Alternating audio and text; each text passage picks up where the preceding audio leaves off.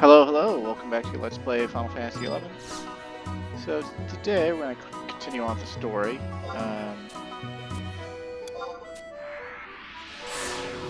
I've actually been playing a lot of 11 the past few days, just haven't been recording. I worked quite a bit on Ambuscade. We haven't switched over to the June update yet, so it's still orcs or flies. But I got all the way up to the Kaja sword, which is the second highest sword, and I actually just need 3 more Abjalis matter to turn it into an Eggling. And of course I need a pulse weapon.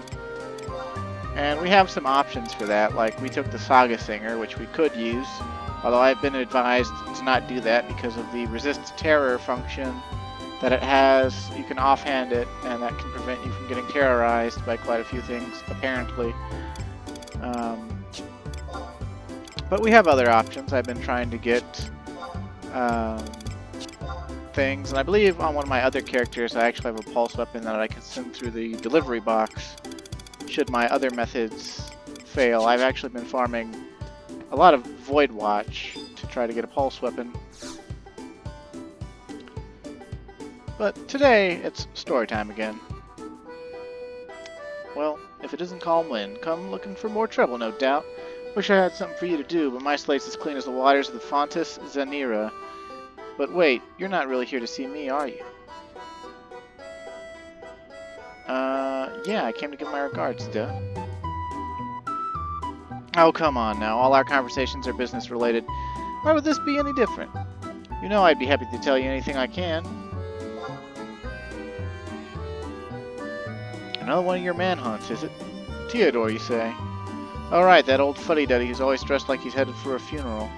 Funny you should mention him. One of my buddies who fancies himself adept at games of chance was talking the guy up a few days back. Something about counting cards and loaded dice. Bah! I tuned him out, but if you're looking for Teodor, I'd check out the Mummers Coalition. Besides, with that dour look plastered on your face, you could probably use a bit of relaxation. Altana loves all her children, but it wouldn't surprise me one bit if that expression makes even her think twice about giving you guidance. Off you go, let your hair down and gamble away some bail. Everyone needs an escape now and again. I'll even give you a little bit, so you don't have to worry about spending your hard-earned bail. I don't have enough time off here, so I'm counting on you to have enough fun for the both of us. Aw, Leville.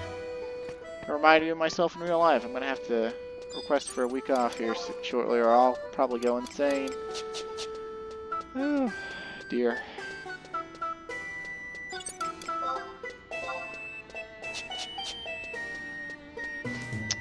But yeah, so my next agenda outside of recordings is to get the Nagaling from Ambuscade. It's a relatively long process that I don't think... I mean, just like you do the same fight over and over and over again. It gives you a currency. You buy the specific rocks you need. You trade in the sword with the rocks, and they give you the new sword. It's really simple. Not something I would want to really, give you screen time for. Also, I'm not even going towards the Mummers. I'm so used to going to the Inventors Coalition. Maybe even 2.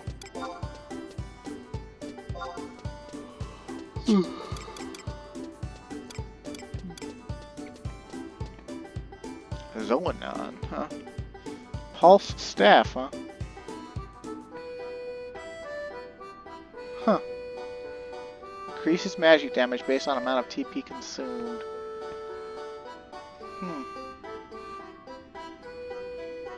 So, I wonder how that works. I'll have to look that up. I don't think I've ever seen anyone with that before. Okay, so what do we gotta do here? Because we're technically on a new mission now, called the Men in Black.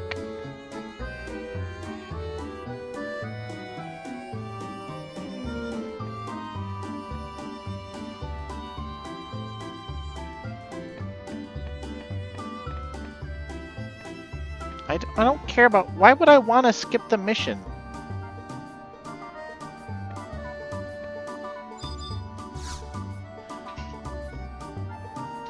Apparently this is one of those missions where you can skip it by buying an item from the Curio Moogle. And the BG Wiki's just like, you could just skip this. And it's just like, dude, what? If I've never done it before, why would I want to skip it?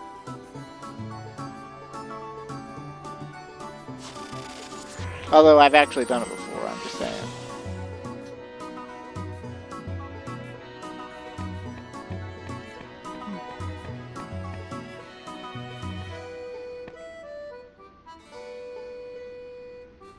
Well, well, my dearest calm wind, pray tell, how went everything with the new young lady you were after? Oh, you say you've teamed up with our fair princess. The two of you have been seeing a lot of each other lately. But enough small talk, what can I do for you today? I presume you did not approach me simply to stare at my impeccably groomed mustache. I like Teodor. Well, you do look quite dapper. Come now, we both know that is not why you're really here. Ah, bit of a hot button issue these days. Well, we had our fair share of dealings of late, and of course I'm inclined to help you. To be frank, I have grown bored with my lot of late, and all things have their price. As an adventurer, you must understand, treasure means more when you overcome adversity to obtain it. In exchange for my aid, I would ask that you play a game with me. No, no, I promise there shall be no riddles this time. Propose a mere game of chance, say, boom or bust. One round would leave too much to chance, however. I know, we shall make it a best-of-5 affair. Should you emerge the victor, I will aid you in whatever you seek. What's boom and bust? Permit me to explain the rules of the game to you. Boom or bust is a dice game in which each player competes to get their dice closer to 11 than the other. Either you or your opponent may choose to shoot and roll the dice, stay and do nothing, or pick up from 3 tricks on your sleeve. The 3 tricks in your arsenal of deception include Sneak Peek, which allows you to see your opponent's shots, using the old Switcheroo and trading shots with your opponent, or forcing your opponent to reroll a shot of his choice with Crooked Die. These 3 tricks will spin the Wheel of Fortune in your favor, but it is precisely because of their immense powers that we must limit their use to once per game. Make sure you attempt to turn the tables at the right time, or Lady Luck will be the one cleaning house. Okay. Let's do this shit! You look a little pale, Calmwind, feeling the pressure. You're one to talk about looking pale, man. You look like a frickin' zombie, even if you do have an impeccable mustache. Haha, I jest. This is just a game between friends, so there's no need for you to stiffen up like a day-old loaf of bread. The time for talk is over. Let us see whom fortune favors. This may be a friendly contest, but I assure you I will pull no punches. I would implore you to do the same. It is now turn number 1 for your opponent. Your opponent shot. Okay, we got a 3. Okay. Shoot. Yeah, why not? Come on, come on. Daddy needs a new pair of Sabatons.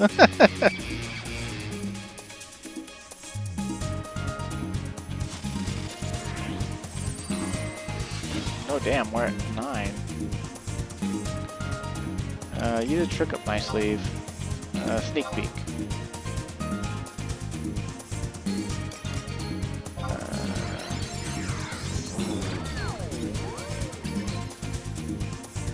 Oh, he had a 6 and we had a 6, but if we shoot, we'll probably lose, so let's stay.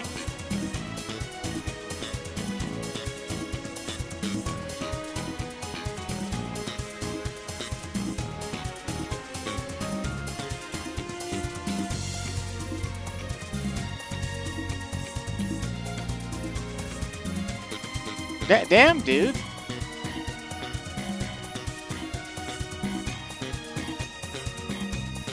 Ah!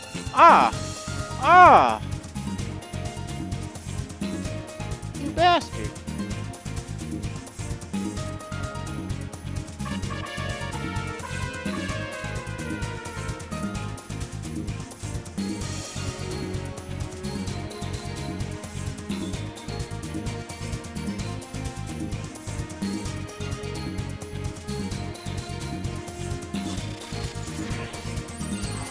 Okay, we start out with a 6. We gotta shoot. We gotta get closer.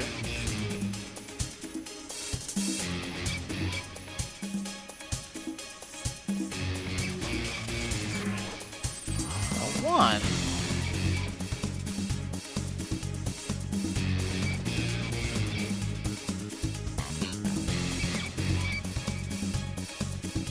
Teodor forces you to shoot again. Your shot for turn number 2 is now 6, and your total is now 12. Okay, well, obviously we don't want to stay at 12, so we gotta do this switcheroo.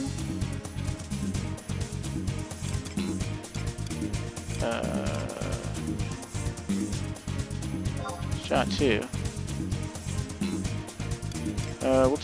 We'll take his shot 1. Oh shit, we got exactly 11. He can't do anything else now because he already used his crooked die on us.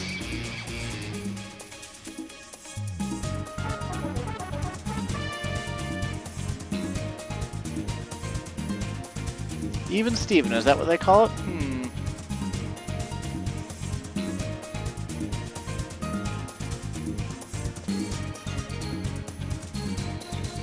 Okay. Start off with a 4. We're gonna shoot, obviously.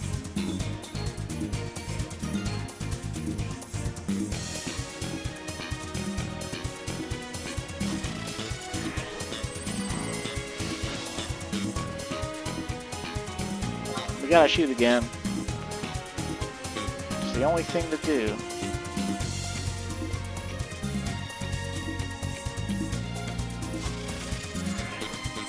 Oh, shoot!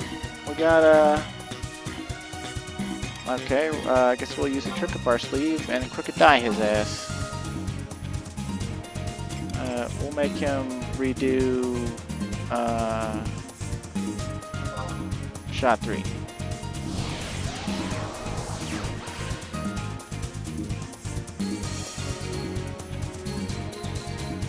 Ah, but he made us bust! What a bastard.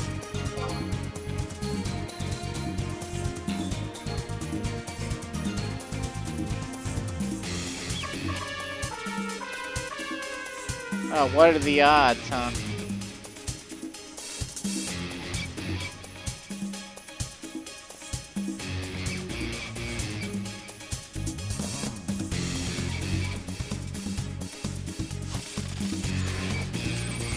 We start with a 2.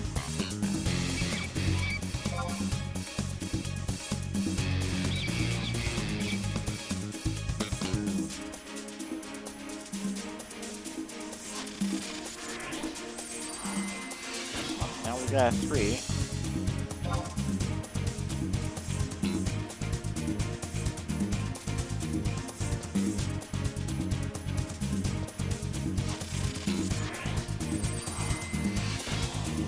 Now we're up to 9. I guess we should go the old switcheroo, maybe. And we'll switch out our shot 2 with his shot 1.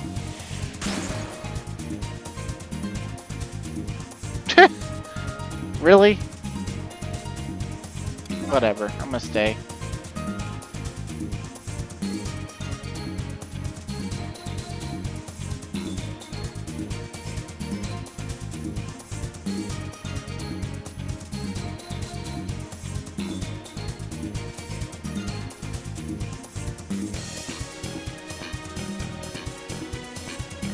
What? God damn it.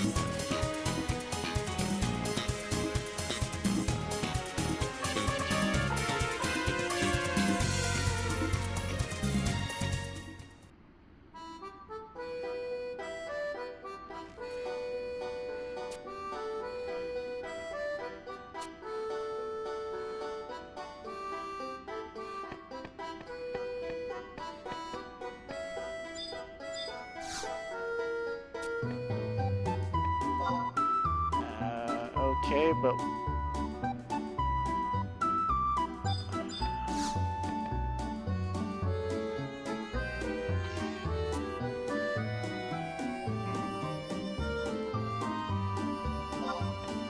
Okay, you piece of shit. Don't make me hate you.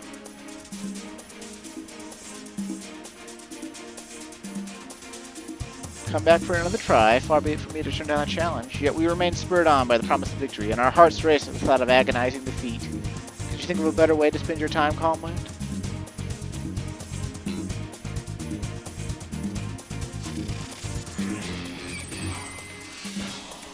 Okay, we start with the 4.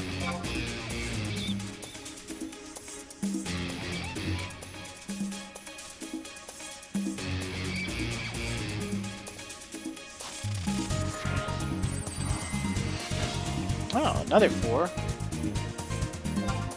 Okay, why not? We'll shoot again.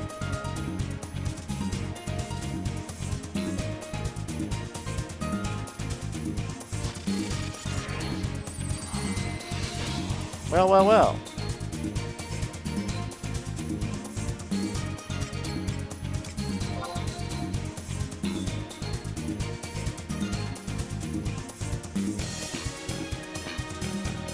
No, we haven't used our thing yet. Let's get risky. Let's shoot again.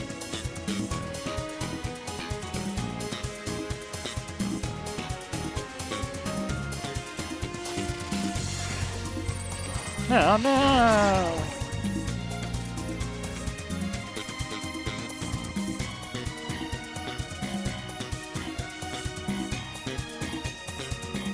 Okay, so now we're going to use our switcheroo. Right, because that's the only thing we can do to actually not bust, right? So...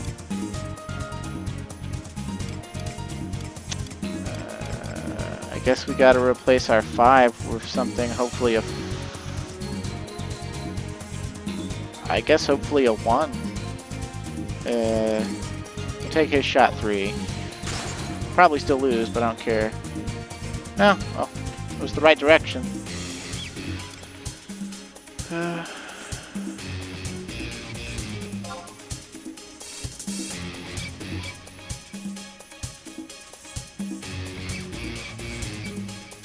Oh, we both busted. It's a draw. Okay.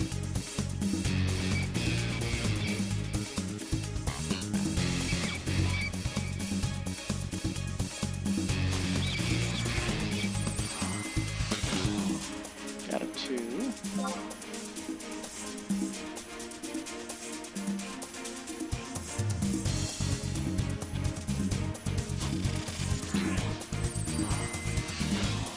Yep, we're up to 8. Okay. I'll risk it. I'll risk it for the biscuit.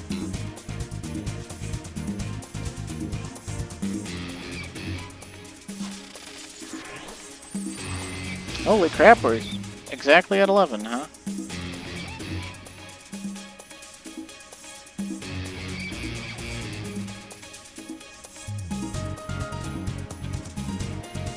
Oh, okay, he forced us to reroll, so I guess we'll force him to reroll. We'll make him reshoot his first one.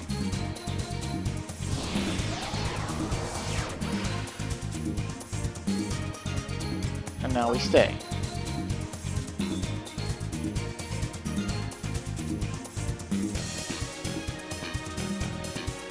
Look! Draws again! What if we draw 5 times?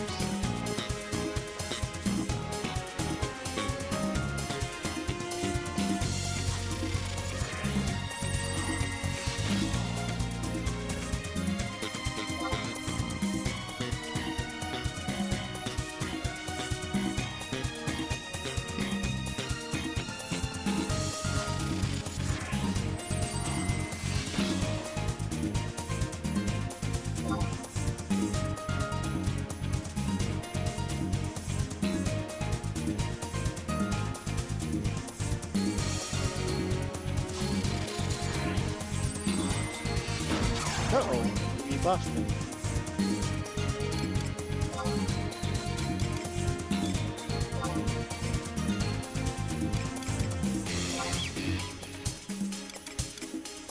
take his shot number 2.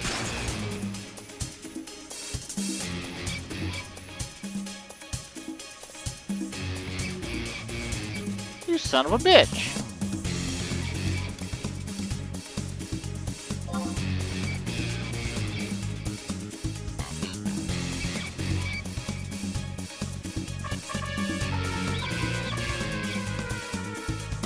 You slut.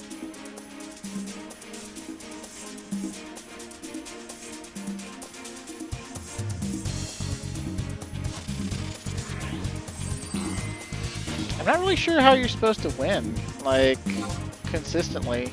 I hope there is a way to win consistently, because I'm pretty sure him being the computer, he can see your numbers. So I think what you're intended to do is I think you're intended to basically purposely bust, and then, or hit 11 exactly, and then force him to bust. It's more or less the,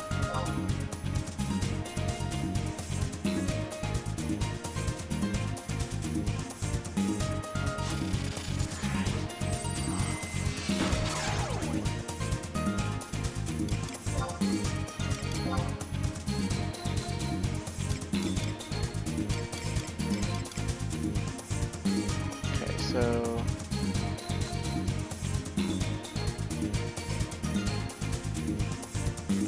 huh.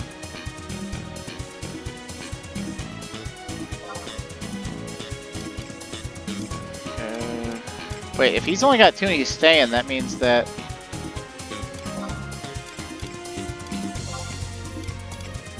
he's either at 11 or he's like really close to 11, which means he's probably got 5s in both of them. So, I mean, we got, oh, whatever, we gotta try our highest number anyway. Oh! Well, we got 11 now. But does he also have 11? Aha! We won! Okay, so 2 draws.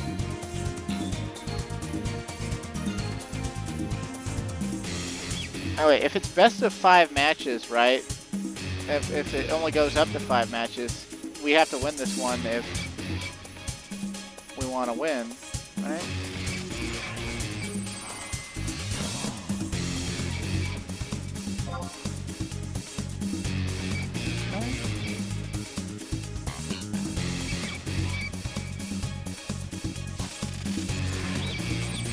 Oh man, we're slow rolling.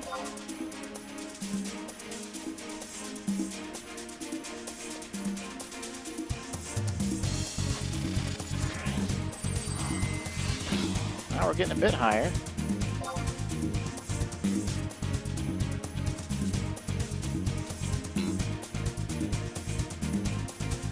See, if he couldn't see our numbers, I'm pretty sure at this point he would,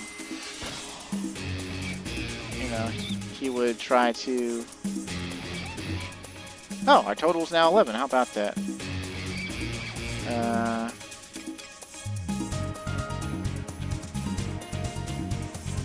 guess use a trick up my sleeve, and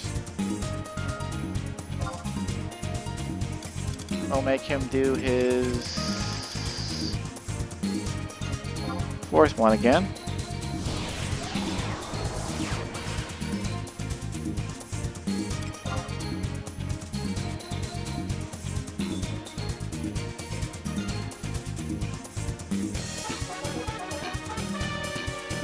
You win, and thus have the right to gloat all you want until you draw a rematch. Ah, wait, so we are gonna have to win 3 times? That's not truly a best of 5, right? Because, like, if this were a best of 5 in real life, right? We've played 5 matches. I've won 2, he's won 1, we drawed twice. That means we've won the best of 5, and he's not actually being real. You son of a bitch.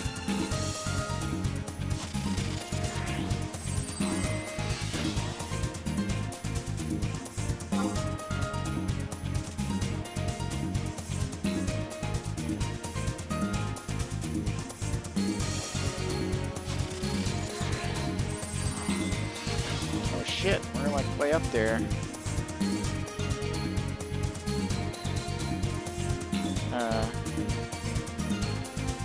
Okay, whatever. I'll shoot again.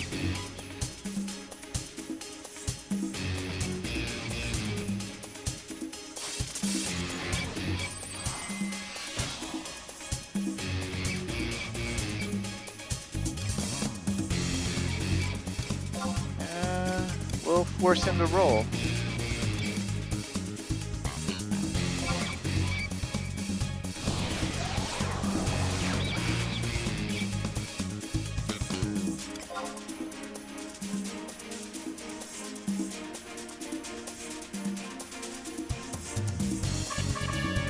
What?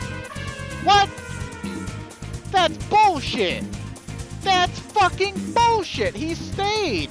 That means he was staying at fucking 8? He was staying at 8? That's bullshit!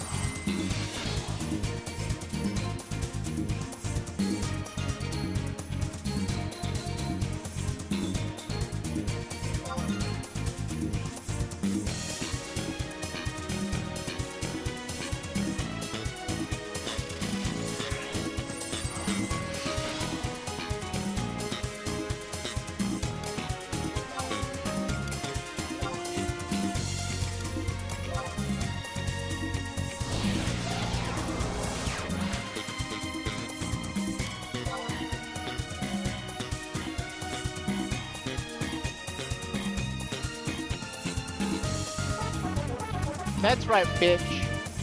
That's right. Best of fucking 7 matches. You slut.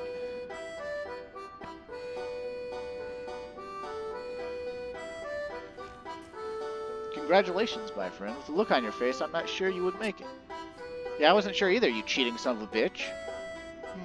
Pay my ramblings no heed, Calmwind. What is it you wish to discuss?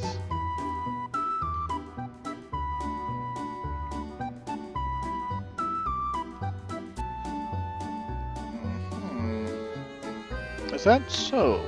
I think I understand.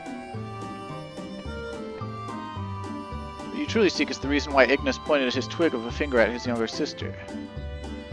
Why, the answer is so obvious that I'm amazed you came to me at all. Let me guess, it's the dagger on her hip? Or Tharcine? Think, Calmwind, was he really pointing at Arciella? Or something else? I'm sure he would be loath to point at another, as it goes against the very basic of etiquette. Begging your pardon, but would you do me the favor of pointing at me? See, Calmwind, like that. When one points at another, he instinctively goes for the chest. So let me ask you to think carefully. Where was Ignis pointing?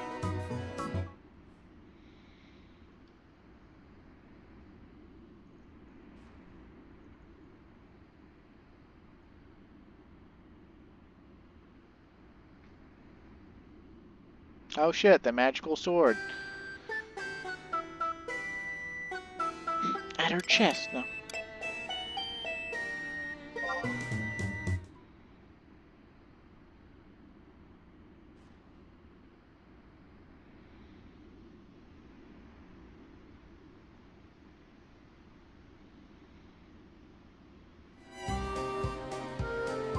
Aha! And what, pray tell, is it that about her waist that warrants pointing out? Her hip bone. Oh, we're a blockhead, but Calmwind's not as much of a blockhead as that. Precisely. Arciella was not the subject of his gaze. Rather, what truly caught his eye was the sword she had at her side. Don't you agree? Now the question you must ask yourself is, what does this all mean? You are a smart man, Calmwind. Yeah, sure, buddy. Surely you do not mean me to spoon-feed you. This message was intended for you, was it not? I suppose I have a few years on you, but it would seem too much for you to expect me to provide all the answers. I am not an oracle, blessed with the ability to see the truths hidden behind shadows. The best I can do is provide you with tiny insights into the realm of possibilities. I want to believe.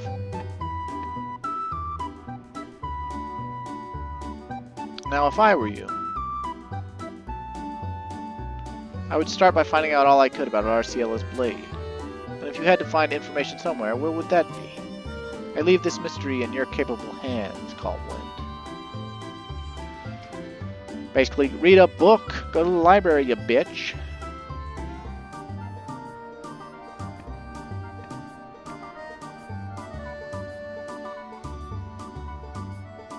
Oh, apparently we gotta go back and talk to LaVille, though. Okay. Seekers of talking to LaVille. Man, that minigame was getting me tilted. I'm pretty sure you could tell.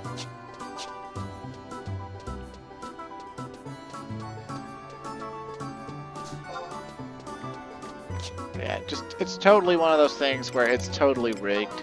Like, it looks like, you know, he'd be able to see the numbers since you're rolling the Corsair cards, and he totally can because he's the computer. And the only way to beat it, apparently, is to be bold. Is to roll till you either bust or almost bust.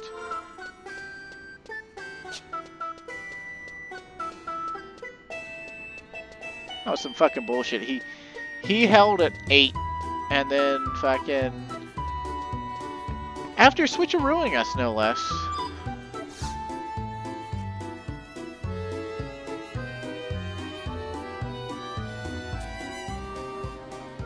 Bearded guy in black. How to win at Boomin' or bust? If I knew a surefire way to win, I sure as heck wouldn't be standing around here all day. I heard of him in rumor, to be sure, but can't admit to ever having laid eyes on him himself. Ah, you mean that mysterious blade of hers she's always keeping buckled at her waist? Utharsine, you called it. It must be something special to have such an enigmatic moniker. Wish I could help you, but my specialty lies in pioneering and colonization. Afraid I won't be of much use. Now, if you wanted to know where you could find out more, then, well, let me see, the library? Ooh, it's Leyland Gappa. We have her as a trust. She punches shit. Well, well, look who the cat dragged in. If it isn't Calmwind, here in the flesh, what a coincidence. Let me give you a piece of advice. Not as a meister, but as a person. Don't rely on whispers and rumors for information. Look, read, feel, and find out things on your own. When it comes to reading, well, there's one place in Adoulin that stands above all. Where else? The Selenial Memorial Library. Stop wasting your time floundering around my good-for-nothing subordinates and pie your way over there. Volumes of knowledge speak more truth than most moron could ever muster. So here was her eye vibrating. Since I'm already berating you, LaVille, stop sticking your nose where it doesn't belong. Yeah. Think I'm making some kind of joke? You'll see how much energy you have left to mock me after I double your shift and take away your lunch break. But my boiled tomatoes will spoil. So today we've learned that someone cherishes his meals more in this job. No, it's not like that at all. Standing here providing guidance helps my day shine brighter than the statue of Altana. And let me bring a little more light in your life by having you come in this light stay. Gotta save me. Calmwind, what are you still doing here? Didn't I tell you to get to that scrawny friend of yours over to the library? Hut tut! If you don't get out of here right now, well, let's just say my claws are due for a good sharpening. Oh, okay. Thanks, random insert of the Meister of the Pioneers Guild, which I don't think we've seen or met at all to this point. But yeah, how is it not obvious that we were supposed to go to the library? Calmwind's a blockhead, I tell you.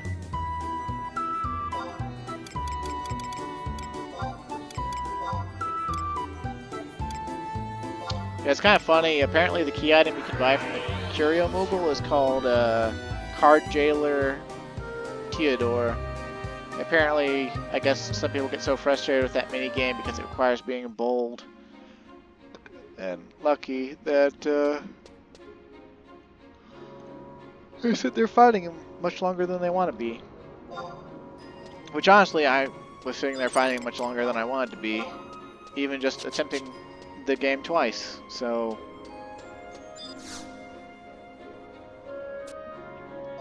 there you have it.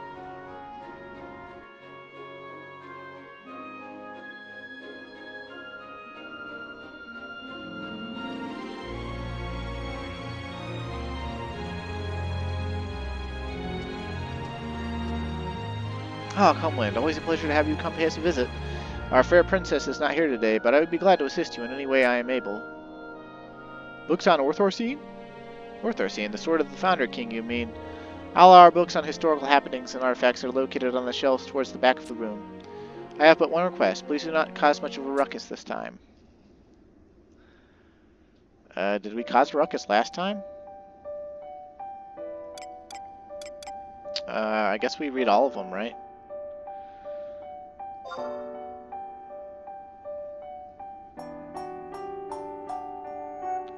You carefully remove Heroes and Legends of Adoulin from the shelf. Its red leather cover is emblazoned with the seal of the Order of Adoulin. The first chapter, floridly titled, White Wings of the Swallow Bring Glory Unto Our House, contains a vivid description of the Founder King's exploits in Ulbuka, as well as a variety of minutiae about royal retainers.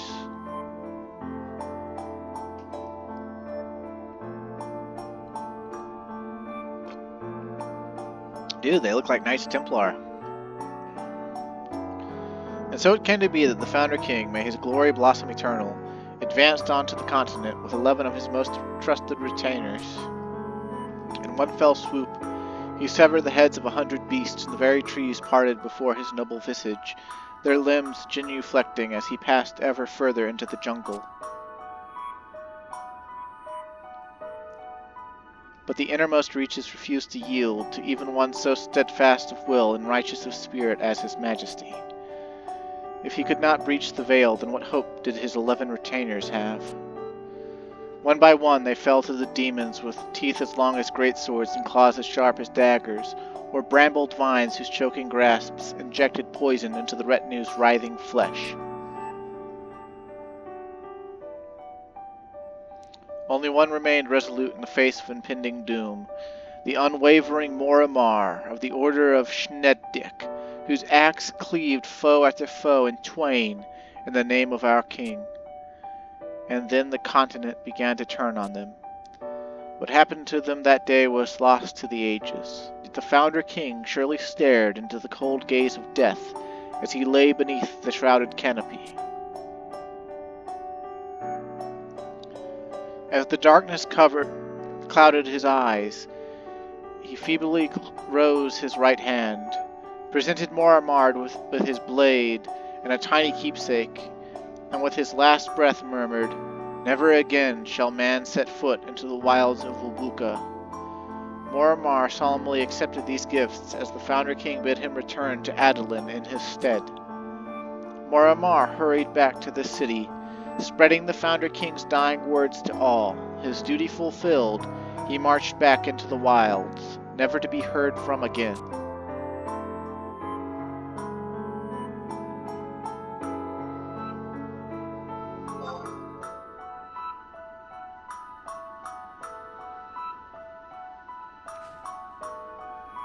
You carefully remove Treasures of the Royal Family from the shelf.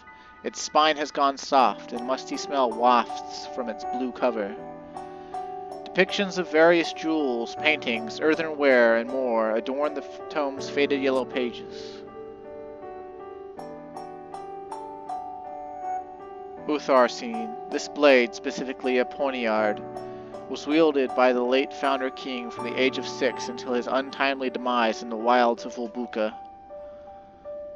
I'm not familiar with the word poniard.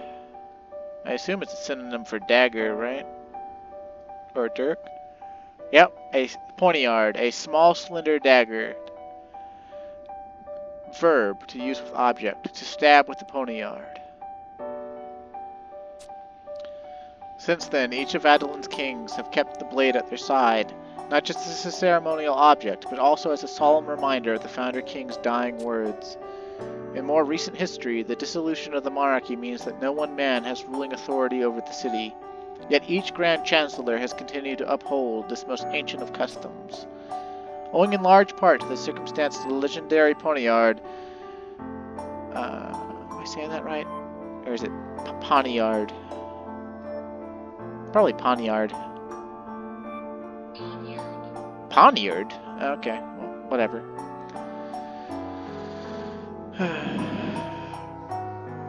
Owing in large part to the circumstances of the legendary poniard, returning to Adoulin after the Founder King's fall, rumors abound that the blade holds a latent potential within it, yet none have seen it do anything more than hang on its owner's waist.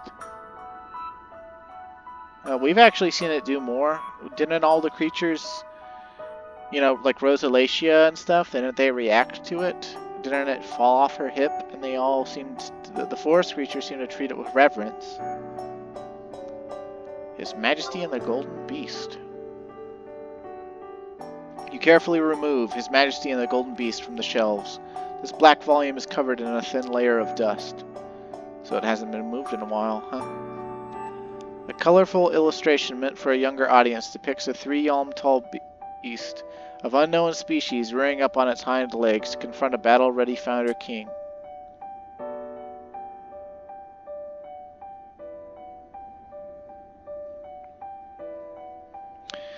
And the biggest monster Adoulin ever did see rose up and bared its teeth at the king. How big was it? Why, it made even the biggest mountain look like the tiniest vermin nest. The Founder King's head nearly fell from his shoulders, straining to look up at its face. Its fur sparkled in the light of the bright sun above. The beast gave out a mighty roar. Grah! His claws were bigger and sharper than even the king's sword.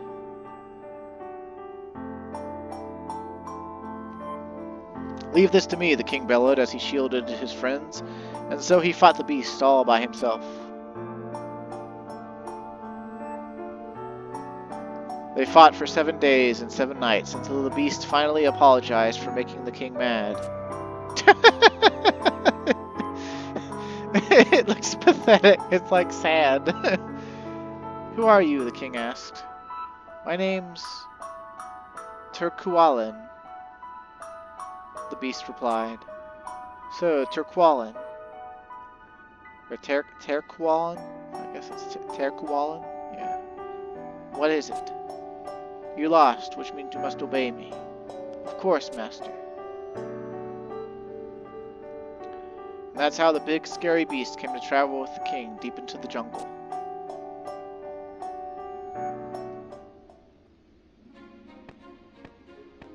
Did you find what you're searching for, Calmwind? All volumes, tomes, and treatises ever published in Adoulin find their way onto our shelves. If it exists, you'll find it here. You wish to learn more about our princess's sword? Would that I could help you further, but if what you seek is not located in our annals, then I am unable to do so. Perhaps the one who knows the most about the blade would be its wielder, Princess Arciella herself. I had an inkling that my words would bring out the bookworm in you, Calmwind. I was thinking back on our conversation and recalled an old legend told about the blade in question. I am pleased that I found you before you departed. Is your research complete? Ho-ho! Then I have impeccable timing. Tell me, have your studies borne fruit? I am quite interested in hearing what you have learned. Then we can discuss this legend of mine.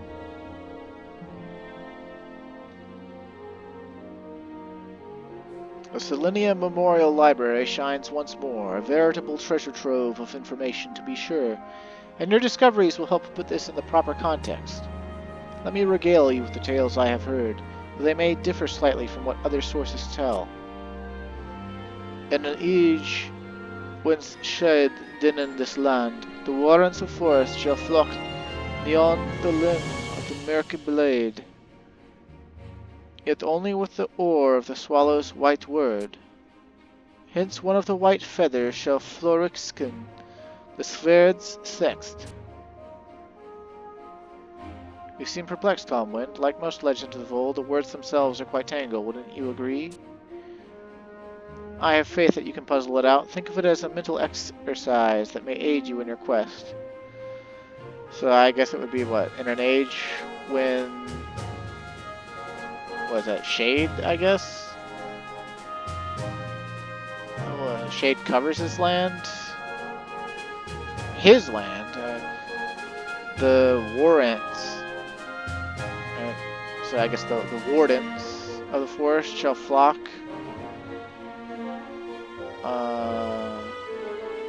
Neon?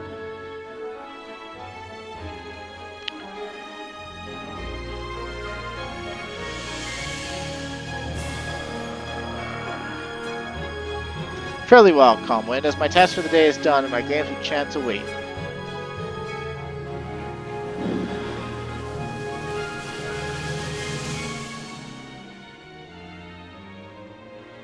Okay, so ain't no way calm wind's solving that riddle. But now we gotta go talk to Plotrishbach at the castle gate. I guess we're just gonna go try to see Arciella. So it's what? In an age with Shaden den in his land, the warrants of forest shall flock neon, the limb of the murky blade, yet only with the oar of the swallow's white word.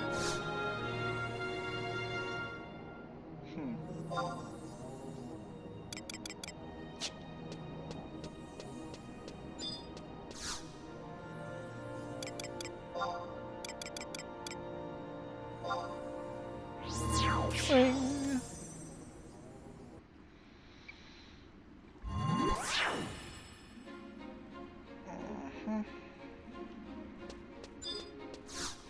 Here we go, here we go.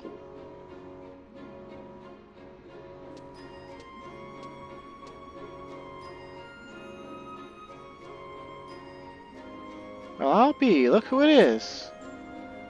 Wait, who are you again? Heavens, where was it I saw you? Let me think. Was it the place with the thing? Oh, right, one of those pioneers that's on everyone's lips. Was it Calm Wind? Oh, hooray, I got it. I just knew I would. But sweet mercy, there's no time for small talk. You all wouldn't happen to have seen the princess, would you? Well, I mean Arciella, silly, but you knew that, didn't you? So you haven't? Oh dear, what a terrible conundrum. You don't suppose she ran off to the forest again? Well, to be honest, I'm not sure either. I thought you would know better than I. After all, the two of you seem to have been through a lot together. Yeah, we do have a lot of sex in the jungle. She tries to smile and laugh it off, but let me tell you, under that happy exterior, she's suffering inside. Yup! I mean, have you heard about her brother? He's just so adorable! Yeah, I just want to squeeze him and bite those little toes off.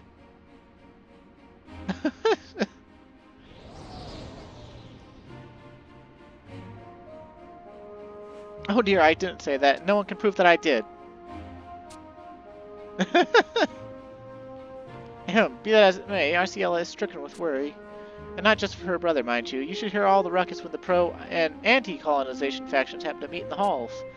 It tears at her so much that I cannot blame her for wanting to escape from the castle. It was just like back then. Back then? This is a story I heard from my mother, who had been nursing Arciella after she was born. This was before Ignis ascended to Grand Chancellor. Ignis was quite a clever young man, but still a child is a child. His father was always droning on to him about whether or not colonization should recommence. The castle grew dark, and the tension was so thick you could stab it with a fork.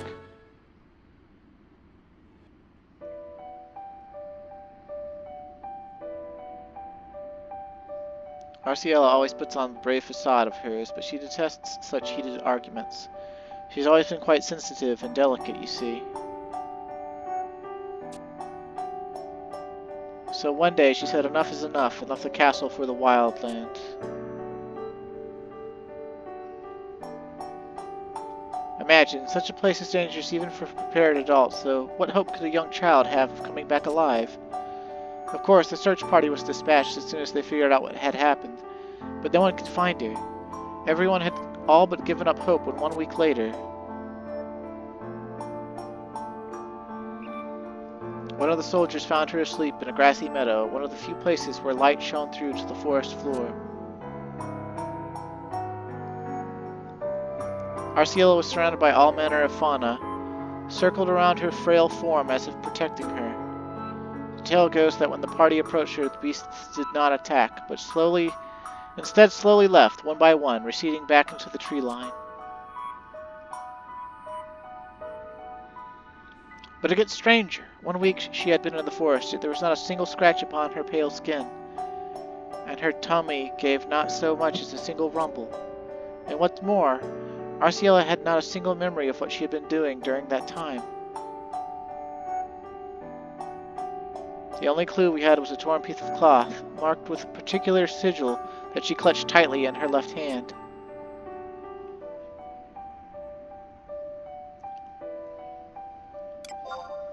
The sigil? Why, I was just a sweet, innocent young girl, barely about to blossom into a stunning young woman. Why would I know about that? Will you please stop making that face? Well, when they saw the sigil embroidered on that piece of cloth, the heads of the 12 warriors stood straight up in their chairs, or so I have heard.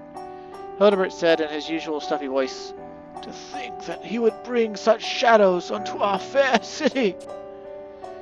In other words, all those bigwigs felt that this man, whoever he was at Arciela's side. All too mysterious, don't you agree?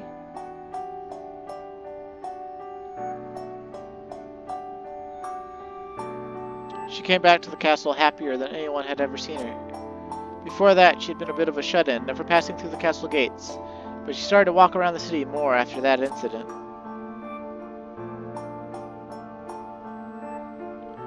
And when Ignis took on the mantle of Grand Chancellor, she started venturing into Ulbuka more often. And you know what? Things are just like they were then. Never once did the denizens of the jungle so much as breathe on her.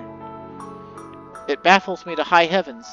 Soldiers and pioneers come scurrying back with their tails between their legs, with some mysterious power shields our princess from harm.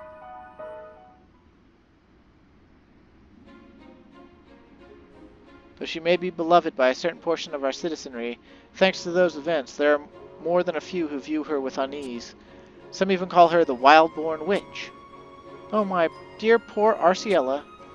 Why must people say such foul things? There's not a kinder soul in all of Adoulin. It burns my blood to even think about it. Oh, calm wind, I didn't mean to take it out on you. It's just overwhelming, you know. Now you understand why I believe she must be wandering the wildlands if she's not in the castle. Next time you go to the Ulbukan mainland, please bring her back with you. I'm afraid I can't do that. But why? You're going to say that she probably needs some time alone to rest her weary spirit? I suppose you're right. You understand her better than I do. And your concern shows her trust in you is not misplaced. Just promise me you'll look after her. After all, we live in troubling times. Her brother needs her perhaps more than any of us do. So again, Why, Altana, what's going on? It's Arciela. She... What's wrong? Out with it. She's been abducted by monsters. Whoa, what? What?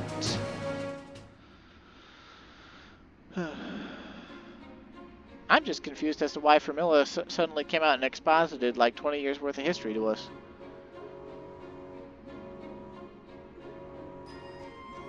But either way, we've got to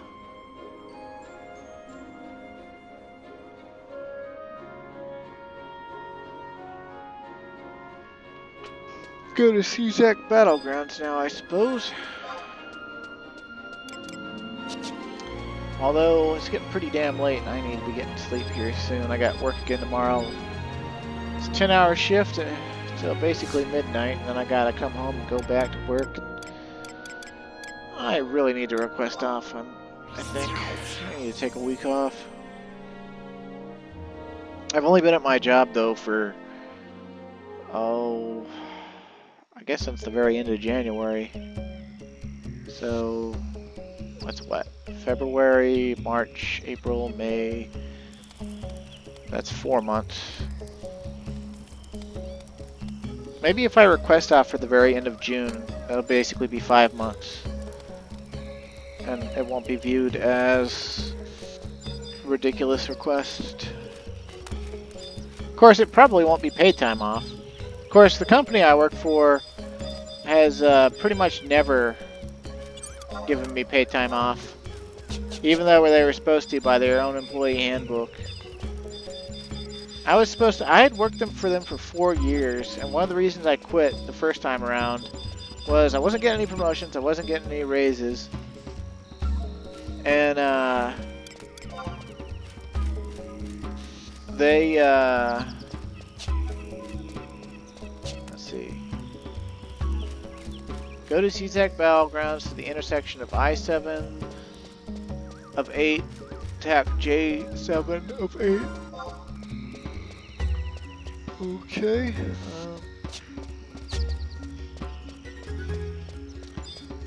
But yeah, according to their own employee handbook, I was supposed to have earned a full 40 hours, basically a week of paid time off. And, you know, with your 2 guaranteed off days a week, or supposed to be guaranteed off days a week, that's a full 7 days off. With pay. You know, pay for a week's. And I never got that. Ever. And it was funny because when I quit, people thought I only quit because I wasn't getting promoted or I wasn't getting a raise. And while that was certainly a big portion of the reason, it was also because the company is a piece of shit. But I'm working there again because it's basically the easiest place to work in town. It has the shortest commute. And I know I can handle the work. Man, I hate working there.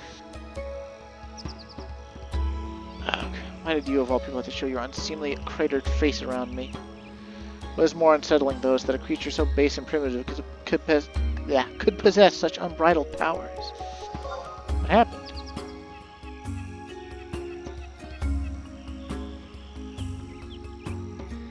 A tiger happened, that's what. A gargantuan feline with furs fetidly aureate, as Gil dropped in a gutter, carried her off in its slobbering jaws. So, shining gold fur. The thing towered 3 full persons above us. Never have I seen a grotesquerie of such cloud-cleaving proportions. Not only that, but its deafening roar shook every tree and stone in sight. A single glance into its beady eyes were all I needed to know that this monstrosity would shred Adoulin's entire population to bits to satisfy its uncanny thirst for blood. I swear on my life that I could see those ferocious teeth puncture the princess's fair skin as it whisked her into the jungle, and it was all I could do to stay conscious when I caught wind of its breath. The odor could only be described as the mephitic stench of death.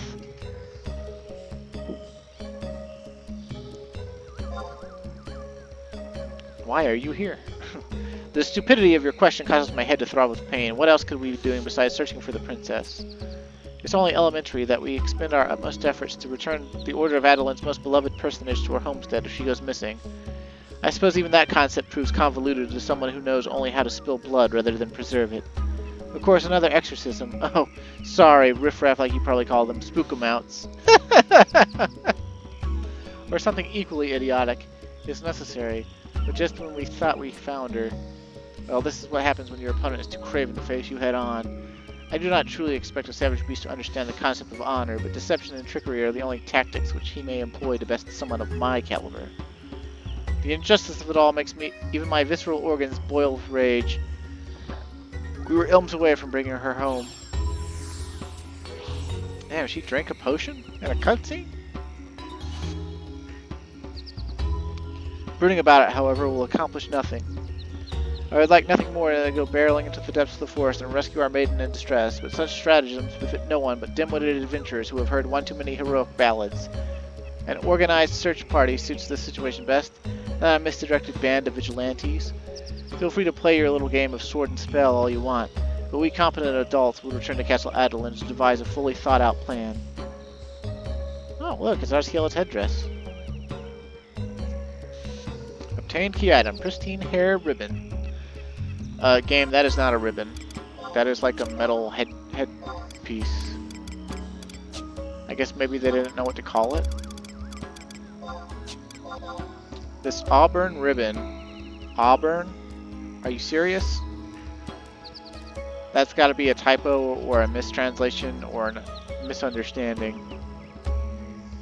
This auburn ribbon, oft worn by RCL as she headed to the Oblivion Wildlands, was found lying in the dirt of Seasec Battlegrounds, where she was last seen. Now I gotta look up the word auburn to make sure I'm not the one. I was pretty sure auburn was hair color, like reddish brown. Yeah, a reddish brown or golden brown color, having auburn color, auburn hair. So, what the fuck do they mean by auburn ribbon?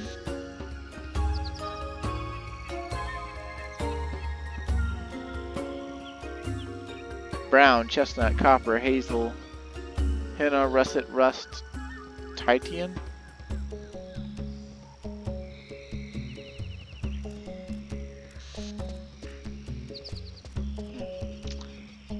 Well, clearly it's silver and black, so I'm not sure what they were going for, but,